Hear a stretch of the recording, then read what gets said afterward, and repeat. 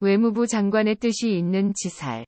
12신살에서 지살은 겁살에서 순행으로는 네 번째이고 역행으로는 아홉 번째에 있음으로써 신자찐년생은 원숭이, 사유축년생은 뱀, 인호술년생은 호랑이, 해묘미년생은 돼지가 되고 겁살, 제살, 천살 등과 더불어 군위를 차지하는 신살이니 기본적으로 원숭이띠, 뱀띠, 호랑이띠, 돼지띠이면 지살띠가 되는 것이다.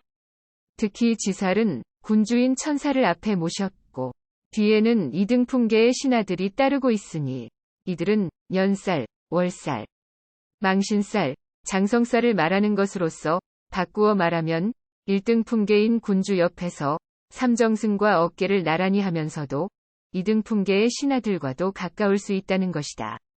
그래서 만약 군주의 사랑을 받는다면 왕궁 출입에 제재받을 일이 없겠지만 혹시라도 군주의 미움을 받게 된다면 정오품 이하로 밀려났다가 야인이 될 수도 있으므로 몹시 긴장이 되면서도 겉으로는 화려함을 갖고 있다는 뜻이다.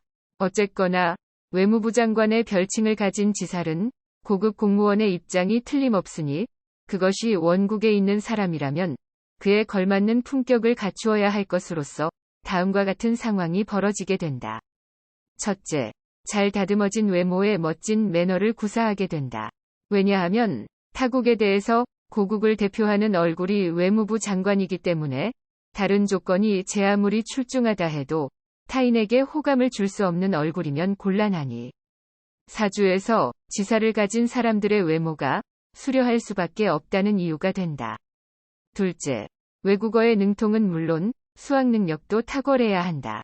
수시로 세계 각국을 돌아야 되는 외무장관으로서 현재의 영어를 포함하여 3개 국어 정도는 능숙하게 구사할 줄 알아야 불편하지 않은 외교 관계를 유지시킬 수 있고 절대 자국민의 이익을 추구해야 할 입장에서 인간적이라기보다는 물질적 이득에 바탕을 두어야 할 것이니 숫자 개념이 원활하지 못하면 손해가 엄청나기 때문이다.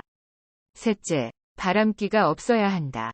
잘생긴 외모에 남다른 언어 실력을 갖추고 멋진 매너까지 구사하는 한나라의 외무장관이라면 외교상 이득을 취하려고 안겨주는 서비스가 대단할 것이니 그 안에는 미인 제공도 들어있을 수 있는 만큼 자국의 비밀이 새어나갈 수도 있으려니와 사생활 보장이 될 수 없기 때문이다.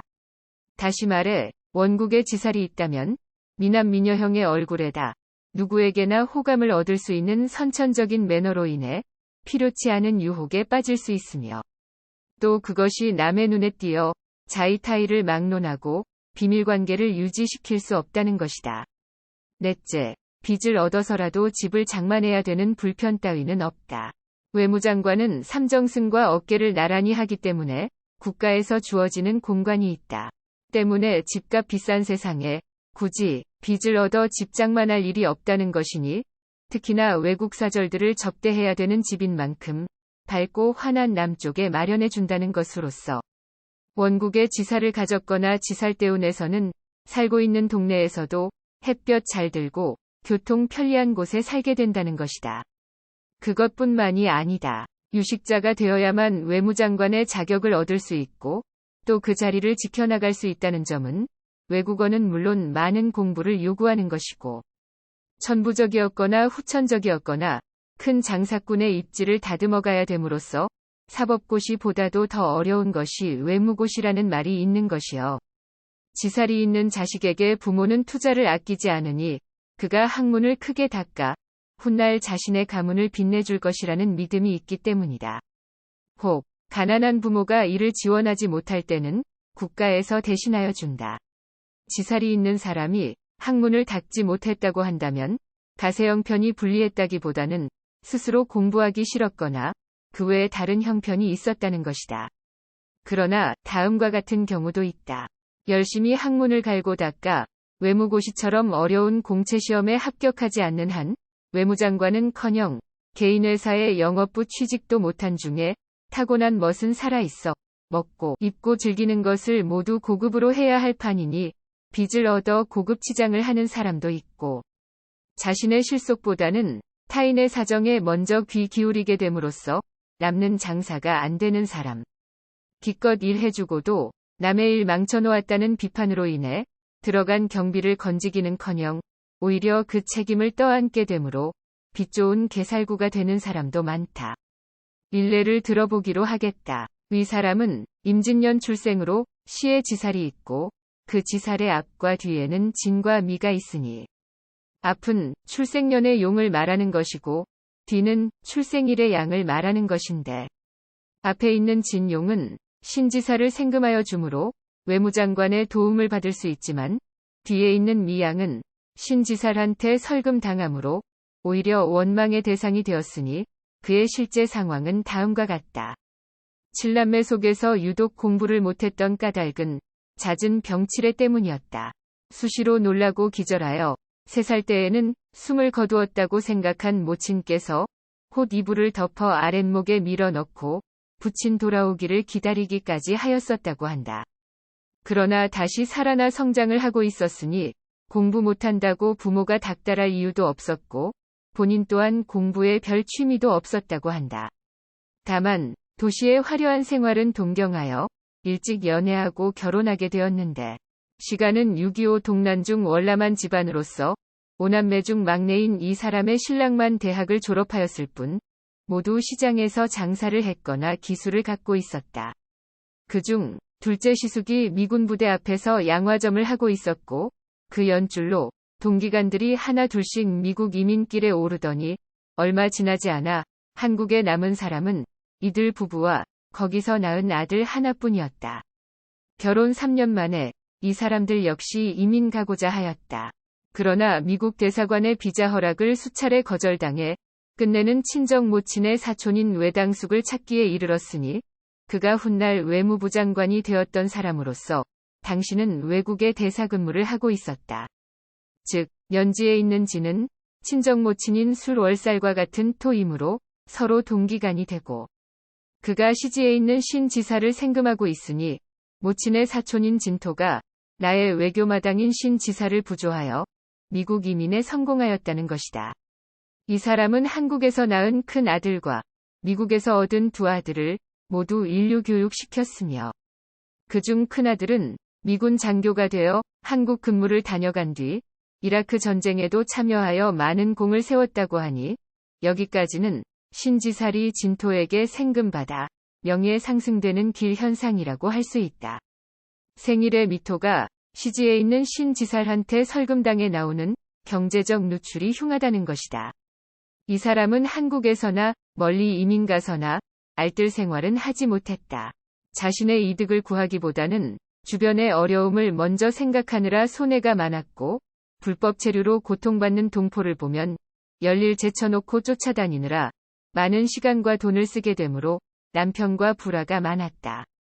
뿐만이 아니다. 한국 부인네들의 특기인 계모임에서 급한 사람의 편의를 봐주다가 아예 떼먹어 버리는 것들 때문에 가게를 뺏긴 일도 있었다는데 한국에서는 시집갈 때 해갔던 소미불을 빚쟁이한테 빼앗기기도 했었다. 새아들이 성장하여 세계를 활보하고 다니는 지금도 어두운 눈에 안경을 받쳐 쓰고 세탁소에 바느질을 하면서 성당의 봉사활동은 빠지는 일 없이 멀리 외국에서도 고향의 실정을 걱정하고 있다는 식의 소식을 보내오는 사람이다. 이 사람은 앞서 예를 든 사람의 동생이다.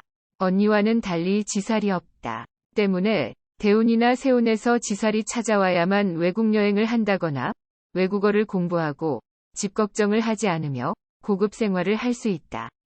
그런데 그걸 모르고 미국에 가려고 온갖 애를 다 쓰다가 결국 포기를 한 것이다.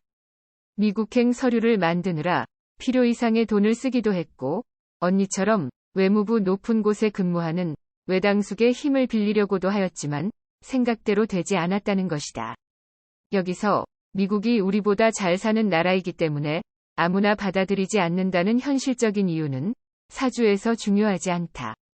집안을 지키고 나라를 지켜야 하는 막중 책임 때문이었으니 이유는 출생월에 있는 토끼 장성을 연지의 미토가 삼합으로 붙잡아 고국에서 떨어져 나갈 수 없었던 것이다.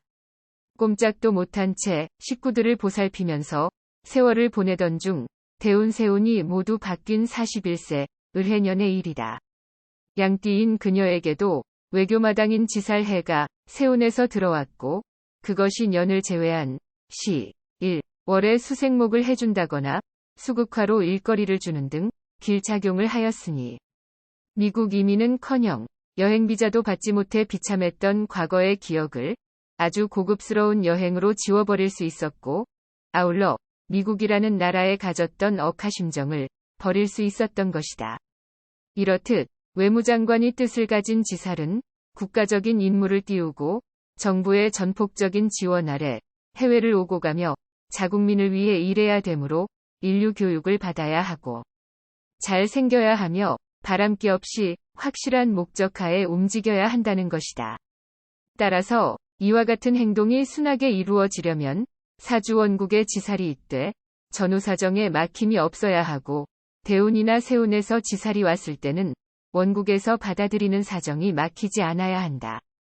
원국에도 지살이 없고 대운이나 세운에서도 찾아오지 않았다면 외교마당의 문을 열 수 없고 원국에 있거나 대운 세운에서 왔을지라도 그 전후사정에 상호협조가 없으면 외무마당의 문을 열려다가 망신은 망신대로 당하고 빚은 빚대로 진다는 사실이다.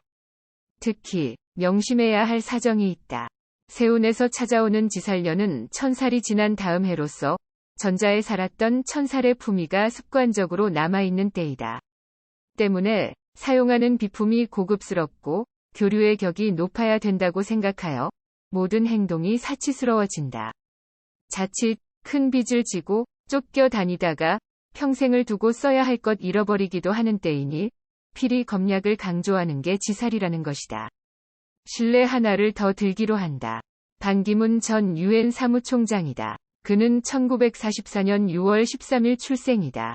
말할 것도 없이 지살인 원숭이띠이므로 외무부 장관의 기질이 선천적으로 주어진 사람으로서 잘 알다시피 대한민국의 외무부 장관으로 재직 중 유엔 사무총장에 발탁된 사람이다.